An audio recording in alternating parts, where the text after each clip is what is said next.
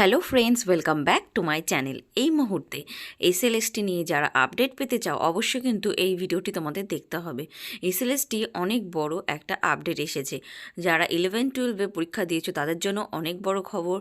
যারা তোমার 9-10-এর জন্য অপেক্ষা করছো, ভেরিফিকেশান কবে, ইন্টারভিউ কবে, তাদের জন্য অনেক বড় নিউজ জানিয়ে দিল কিন্তু কমিশন। আর তার সঙ্গে কিন্তু আপার প্রাইমারির একটা খবর আছে। তো তোমরা অবশ্যই কিন্তু পুরো ভিডিওটি দেখতে থাকো, ভিডিওটি স্কিপ করো না।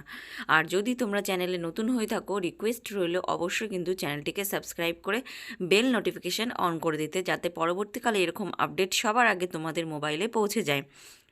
আর বন্ধুরা, যদি ভিডিওটি একটু তোমাদের উপকারে এসে থাকে বা ভালো লেগে থাকে অবশ্যই কিন্তু লাইক করতে ভুলো না। তোমাদের এক একটি লাইক অনেক বেশি মোটিভেট করে পরবর্তী ভিডিওগুলো তৈরি করার জন্য। এবার আসা যাক মেন টপিকে। এসএলএসটি নিয়ে অনেক বড় একটা আপডেট চলে এসেছে। প্রথমেই বলি 11-12-এর ফাইনাল মেরিট লিস্ট এবং কাউন্সেলিং কবে। হ্যাঁ বন্ধুরা, এই মাসের জানুয়ারি মাসের কিন্তু 18 তারিখে হতে চলেছে তোমাদের কিন্তু ফাইনাল মেরিট লিস্ট। জানুয়ারি মাসের 18 তারিখ নাগাদ কমিশন প্রকাশ করছে। আর যেটুকু টেন্টেটিভ একটা ডেট দেওয়া আছে সেটা হচ্ছে 18 থেকে 22-এর মধ্যে কিন্তু ফাইনালি 18 তারিখে তোমাদের দেখবে বেরিয়ে যাবে ফাইনাল মেরিট লিস্ট। এবং তার সঙ্গে সঙ্গে কাউন্সেলিং কবে থেকে শুরু। হ্যাঁ, কাউন্সেলিং অবশ্যই কিন্তু 27শে জানুয়ারি থেকে স্টার্ট হয়ে যাচ্ছে। একাদশ দ্বাদশের যে কাউন্সেলিং সেটা কিন্তু 27শে জানুয়ারি থেকে কাউন্সেলিং স্টার্ট হয়ে যাচ্ছে, চলবে মোটামুটি 10-12 দিন পর্যন্ত। এবার কাউন্সেলিং হয়ে গেল, এটা কিন্তু খুবই একটা ভালো দিক কমিশন করতে চলেছে। কারণ তোমাদের তো আগে জানিয়ে দেওয়া আছে যে সেকেন্ড লিস্টের একটা সম্ভাবনা প্রবল আছে। তো সেটা কী জন্য বলেছিলাম, কারণ হচ্ছে একাদশ দ্বাদশের কমপ্লিট যারা কাউন্সেলিং করে নেবে, মানে যারা স্কুল চয়েস করে নেবে, তারা কিন্তু আর নবম দশমের কিন্তু আসবে না। তো সেই জন্যই কমিশন আগে কিন্তু একাদশ দ্বাদশের রিক্রুটমেন্ট প্রসেসটা পুরোটা কমপ্লিট করে নিতে চাইছে, তারপরে কিন্তু নবম দশমের সমস্ত প্রসেস স্টার্ট করবে। তো এটা কিন্তু বলতে পারো নবম দশমের জন্য একটা ফাইনাল ভালো সুযোগ। তো যাতে সেকেন্ড লিস্ট বেরোবে সেটা কিন্তু অনেক বড় কিন্তু একটা খবর। কারণ একাদশ দ্বাদশের রিক্রুটমেন্টের পর কিন্তু অনেক ভ্যাকান্সি কিন্তু এক্সট্রা বেরোতে চলেছে।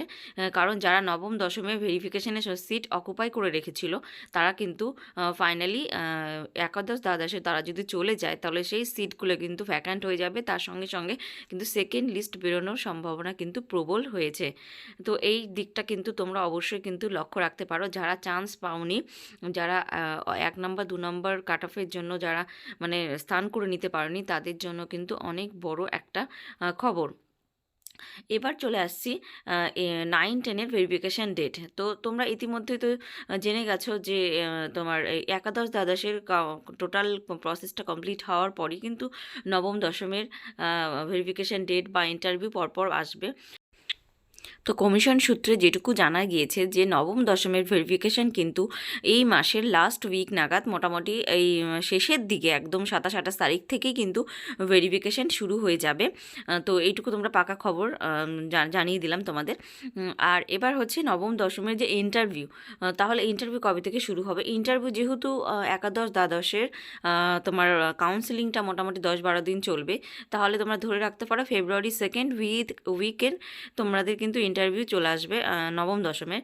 তো এটা কিন্তু তোমরা একটা এক্সপেক্টেড ডেট ধরে রাখতে পারো। এবং কমিশন সূত্রেও বিভিন্ন নিউজ পেপারে এই ইঙ্গিতটাই দেওয়া হয়েছে যে সেকেন্ড উইক কিন্তু ফেব্রুয়ারি সেকেন্ড উইকে কিন্তু তোমাদের ইন্টারভিউ হবে নবম দশমের।